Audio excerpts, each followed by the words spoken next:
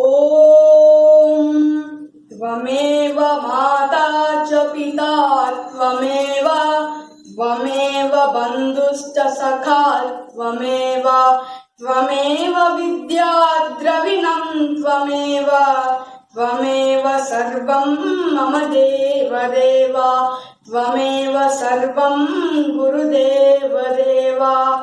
ॐ सर्वे भवन्तु सुखिनः, सर्वे सन्तु निरामयाः, सर्वे भद्राणि पश्यन्तु, मा कश्चित् दुःखभाग् भवेत्। ॐ असतो मा सद्गमय, तमसो मा ज्योतिर्गमय, मृत्योर्मा अमृतङ्गमय।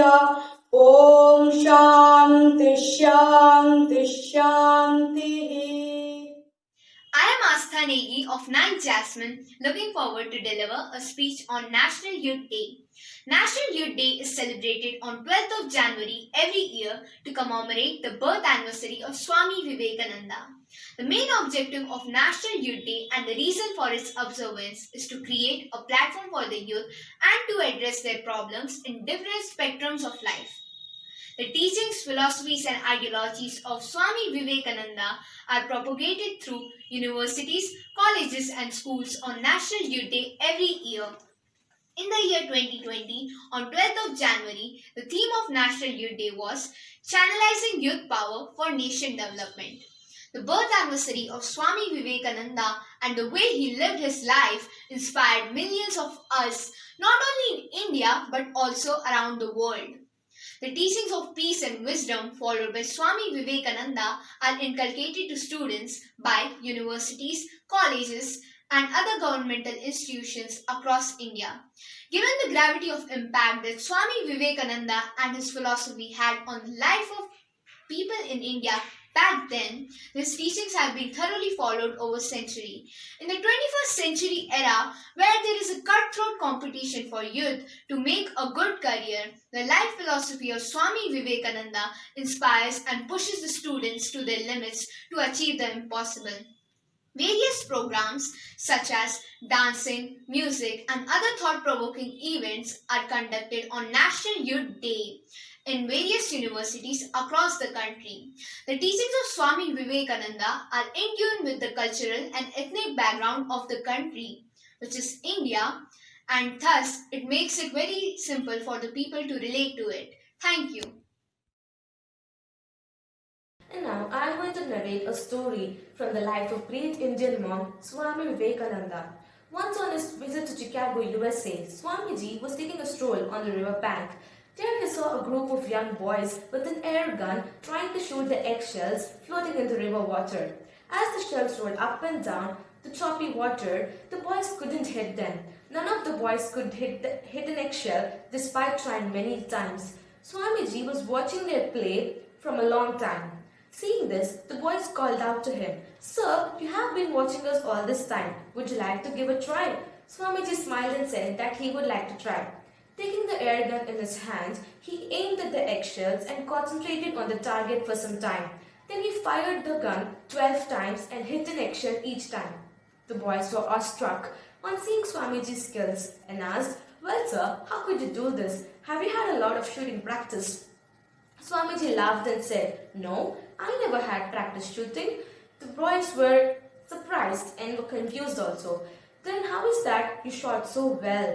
Swamiji replied, "Dad, let me tell you a secret. Whatever you do, concentrate all your attention on it. Think of nothing else. If you're shooting, keep your mind only on the target. Your aim will not fail.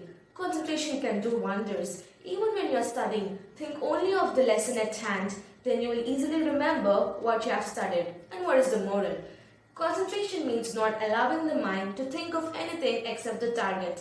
Since the nature of the mind is such that it thinks continuously and gets distracted easily, it is difficult to achieve concentration. Daily chanting of the Lord's name is very helpful in achieving concentration. So I think that this story has brought a change in you. Thank you. Namaste. This is Lasya of Class 7 Lotus Sister Nivedita School.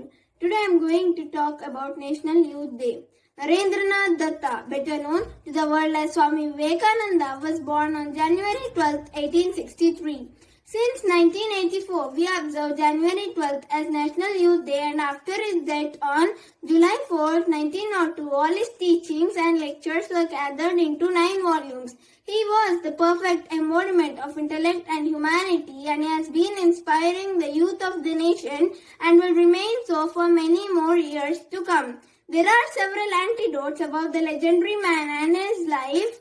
While the authenticity of those stories can't be verified for obvious reasons, these stories are inspiring nevertheless. As a student, they will inspire you. Life incidents of Swami Vivekananda. Well read. Swami Vivekananda was a voracious reader. While he stayed in Chicago, he used to go to library and borrowed huge volumes of books and return to the librarian in days' time. The frustrated librarian asked Swami Vivekananda why he borrowed books when he doesn't want to read them. And she was the most annoyed when he said he finished the reading of all books. She said she would take a text and selected a random page from her book and asked him to tell what was written in that book. Without even a glance at the book, he told what was written in the book. She asked him several more questions and he answered all of them without a flaw. Thank you. The wit. Swami was travelling in a train and was wearing a wristwatch that caught the attention of a few girls present in the train. They were making fun of his clothes and his appearance. They decided to play a prank on him. The girls asked him to give them the watch, or else they would complain to the cops that he was harassing them. He then remained silent and acted deaf, made signs to the girls to write what they wanted to say on a piece of paper. The girls wrote it on the paper and gave it to him. Any ideas what he did next? He then spoke. He called the cops and said, "I have a complaint to make. Thank you." Friends, my name is Vaibhav Mehta. I am studying in 7th Lotus. Swami Vivekananda was 8 years old when this incident happened. He loved to dangle down from the champak tree in his friend's compound. One day, an old man approached him, asking him not to climb the tree. The old man was probably scared that Swami would fall and break his limbs, or he was just being protective about the champak flowers. When the kid questioned him why, he said that there was a ghost living in that tree and it would hurt him and break his neck if he would climb the tree again. Swami nodded and the old man walked away. The not so convinced 8-year-old climbed the tree again. All his friends were scared and asked him why was he doing it in spite knowing it would hurt. He laughed and said, "What a silly fellow you are. Don't believe everything just because someone tells you. If the old grandfather's story is true, then my neck would have been broken long ago." Now that's exceptional common sense for an 8-year-old, isn't it? Thank you. Namaste all, my name is Soumya. I am from 6th Jasmine. Today I am going to say about Swami Vivekananda. He was incredibly compassionate. Swami Vivekananda represented India and Hinduism in the Parliament of World Religion in Chicago. And before going abroad, he was tested by his mother on whether he had the right to teach Hinduism. After a delicious supper, both of them sat down to eat some fruits. Swami cut the fruit, ate it, and after that his mother asked him for the knife. He handed a knife to his mother and she was more than pleased. She said, "You have passed the test and now you are eligible to preach the word." A confused Swami questioned her about what she was talking. His mother replied, "Son, when I asked the knife, I saw how you handed it to me. You gave the knife by holding its sharp edge and kept the wooden handle towards me so that I would not get hurt when I take it. This means you took care of me, and this was the test in which you have passed." To have compassion and being able to take good care of others is a remarkable quality. It is a law of nature that the more selfless you are, the more you will receive, and so did Swami Vivekananda. Thank you. Namaste everyone. This is Srishti Patel from 9 Jasmine delivering you the quotes of Swami Vivekananda. The greatest religion is to be true to your own nature. Have faith in yourselves. Strength is life. Weakness is death. Love is life. Hatred is death. Expansion is life. Contraction is death. Take up one idea. Make that one idea your life. Dream of it. Think of it. Let the brain the body, muscles, nerves, every part of the body be full of that idea and just leave every other idea alone. This is the way to success. This is the way great spiritual giants are produced. Truth can be stated in 1,000 different ways, yet each one can be true. Talk to yourself once in a day, otherwise you may miss meeting an intelligent person in this world. You have to grow from inside out. None can teach you.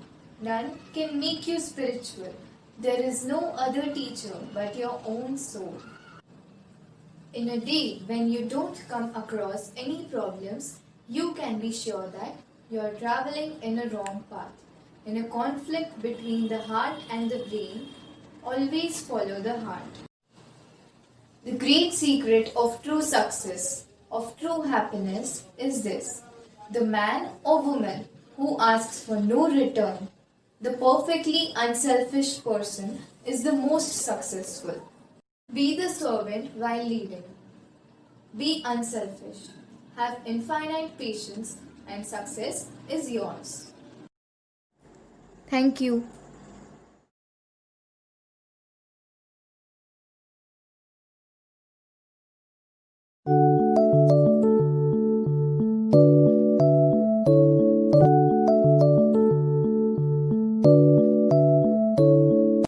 Hi everyone. Here we are going to present a role play. In this role play, we will show you the situations which occur in our daily life, at least for once. Why should someone who is not even my friend benefit from my hard work? I won't get my notes. I will share my notes which will help her to study. I can also give her my ideas to make her notebook better. Hey Isha, do you know that teacher made groups to do a role play in the assembly? Really? It's good. As I was absent yesterday, teacher might have not taken my name, but I will ask the teacher about it. No, don't be a part of any group. Because if you are a part of a group, they might give you a lot of work and it will become a burden for you. I go work individually. When we work in group, we get many ideas, and there is a chance that everyone interacts and give their ideas. Oh no, I got less marks in my exams. My parents might scold me. No, don't worry. Failure leads to success. Yes, thank you, Lalit. Learning from all parts of our life is very essential. And also, we need to learn from our failure. Oh my God, help me! What can I do? Teacher gave me the work which I cannot do. There is no one to help me. Nothing is impossible, my friend.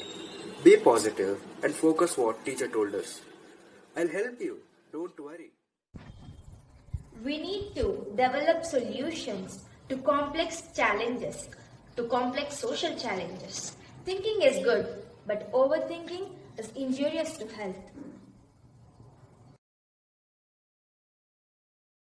Hi, what are you planning for the weekend? Hi Misty, nothing much dear. Painting and making best out of waste and other activities. Nothing gives me happiness. I feel I'm worthless. Do you think Thomas Alva Edison invented a bulb in a single day? No, he worked very hard. He failed a lot of times, but he never gave up. At last, he succeeded. Yeah, but okay, I'll try for it. In this one we learned, inventing new things give us more and more ideas. You may be the future inventor.